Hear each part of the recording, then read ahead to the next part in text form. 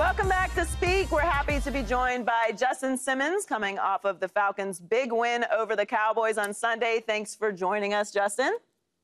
Hey, what's going on, everyone? Thanks for having me on. Appreciate it. We appreciate it. So it's Monday after a big win. What are the vibes in Atlanta right now? Vibes are high. Vibes are high. You know, Kirk goes swag surfing on the way out the stadium, the whole nine. We're riding this win wave right now. Michael Irvin, the playmaker, just left the set, and he was saying that he is seeing a different Kirk Cousins, that Atlanta is on him right now, and he's got a little bit different vibe. And we've seen him, you know, shirtless with the chains and all that before, but he's got a little bit something different. I don't know. It's not quite lemon pepper, but it's something. Not quite lemon pepper yet. Yeah, nah, you could tell, man. He's I think the city's embracing him. He's embracing the city, the culture. Everything that Atlanta represents, right? And so, you know, we don't even call him Kirk anymore.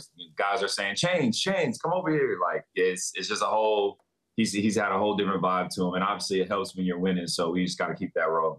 Man, kicking the Cowboys yesterday and putting your foot on their neck, how did that feel getting that W? Man, it felt great. It felt great. I know Dallas is having a rough season, but you know, defensively when we were watching the tape, man, they do a lot of things well. And my boy's been a fan of Dak from far, so I think that having them. Can you still hear me? Yeah, I can hear you. We can hear you. Oh, okay, I apologize. Yeah, so I think like having them, you know, being able to do what they do. You know, for us, it's executing at a high level. And so I'm really, you know, really happy that we got the win. And we just, like I said, we just got to keep this thing rolling. Justin, Paul Pierce here. How you doing, man? Talk to us about Kirk Cousins and as the player and as a leader. How's that been this year? Man, Kirk's been awesome. Kirk's been awesome, man. He's been one of the best leaders I've been around. I think, you know, the way that he can go and be authentically himself and still find ways to lead and bring guys along with them. I think it's one of the best that I've ever seen. And I've been around some really good players, some really good leaders, and I'm learning a lot from him right now. So he's one of the best for sure. Oh, man, that's dope. So when you look at y'all team right now, top of the leaderboard within the division, obviously the Buccaneers play tonight against Kansas City. When you look outside your division, at the Minnesotas, the Detroits, the Green Bays, for instance, San Francisco fully healthy, where do you stack your team up with them sitting at 6-3? I like us. I think you know, we're gonna find out what we're really made of here in November and December, right? When the football needs to be played. I think we're still fine tuning a couple things, like most teams are. But you know, we'll have a chance to prove ourselves. We play Minnesota later on in the season. And, you know, obviously we have some divisional games left. And so it puts us in the driver's seat of being able to handle our own destiny. And I know Minnesota's been playing great ball. Obviously, Detroit, everyone has them as the favorites, but I like us against any team. So it's your 9th season, 4-time All-Pro, 2-time Pro Bowler. You led the league in interceptions in 2022, but you haven't had any playoff appearances. So how excited are you for some playoff football? As you mentioned, that's the direction that this team is going. Yeah, it's the number one. It was the number one thing on my list in free agency, right? Like, I want to make sure I'm going to a team that's going to have a chance to be a contender and not just go to the playoffs, like go win the whole thing. And, you know, when I had the chance to sit down with Ra and Terry with Atlanta and some of the key foundational players, that was the vision that gave, right? And like I said, I think everything's going great. Man, I'm really excited to be here in Atlanta, and what I'm really looking forward to is seeing how this thing shapes up, you know, in these next coming weeks and months. Because, like I said, winning football is going to be played around this time, and we got to really hit the ceiling here. Paul here again. Hey, listen, man, I ain't gonna lie. You've intercepted Patrick Mahomes 6 times, playing 5 with the Broncos, once with the Falcons. What is it? I mean, everybody said this is the GOAT right here, the second best, the third best quarterback. What is it about you going up against Patrick Mahomes? Is it just you look forward to this, or you look up? I mean, what is it? How is it this possible?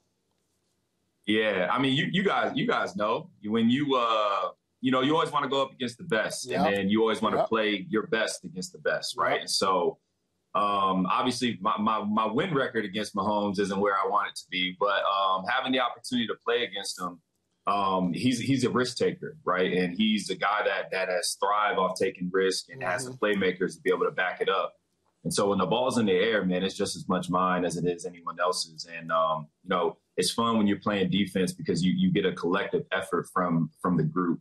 And as long as everybody's doing their job, everybody will have a chance to make big-time plays. And, in those situations with Mahomes, I've been the beneficiary more times than not. So just continue to keep building that, though, man. It's fun competing against the best, and I want to have my best games against the best. So the New Orleans Saints just fired their coach earlier this morning. I mean, I probably told him on the plane ride home or whatever that he was on his way out.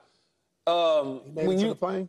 They let him get on the plane? Yeah, they probably let him get on the plane. Yeah, but they, you know how that go. They got to let him get on the plane. They usually fire him, on the plane, and they say don't say anything. But anyway, so you played the Saints in Week 4. It was a close game. Now they got an interim coach. Does it make it a little more dangerous going up against a team that's, I guess you could call them, wounded? Yeah, I think most teams, it's happened to me before, right? Where we've, with Denver, we fired a coach kind of in the middle of the season. And I've been in that environment, so I know for the most part, like what players are thinking, and everyone's on edge, right? The coach got fired. Players are probably up to getting traded. I know that the trade deadline is coming up soon. A lot of guys are on edge, and I mean, we're talking about job security. So I know I was just getting done talking to the players earlier today when we were watching the film, like, hey, don't let this fool you, right? Like, I've been in that seat before. Guys are going to come out fighting for their jobs, and no one's giving them, any doubt of knowing that they're going to come out and play football games. Like I said, man, jobs are on the line. Families need to be fed. And they're not just going to walk in and let you beat them at their house. So there's going to be a really important game for us to make sure, we keep solidifying ourselves as a top team in the NFC. Justin, before I let you go, how is it playing for Raheem? I've been knowing Raheem since he was working with me with the Jets when he wasn't nothing but a little snotty nose running around the locker room. Make sure you tell him I said that. But how is it playing for Ra? Man, Ra's the man. Ra's the man. He has he has this characteristic of just belief in his guys that he just exudes that in the room, demands that in the room. And so playing with Ra has been special, man. I said Kirk's one of the best leaders I've been around. I think Ra is the best leader that I've ever seen. The way that he leads the collective week in and week out, and it's just impressive. I'm learning so much from him, man. Love being with him, and hope I'm able to stay with him for a while. That's great. Thank you for joining us, Justin. We really appreciate the time you jumping on with us, and good luck the rest of the way of the season. All right, buddy. Yeah, hey, thanks. Thank y'all so much for your time, man. Appreciate you. Subscribe here to get the latest from Speak, and go watch a few segments from our other shows on FS1.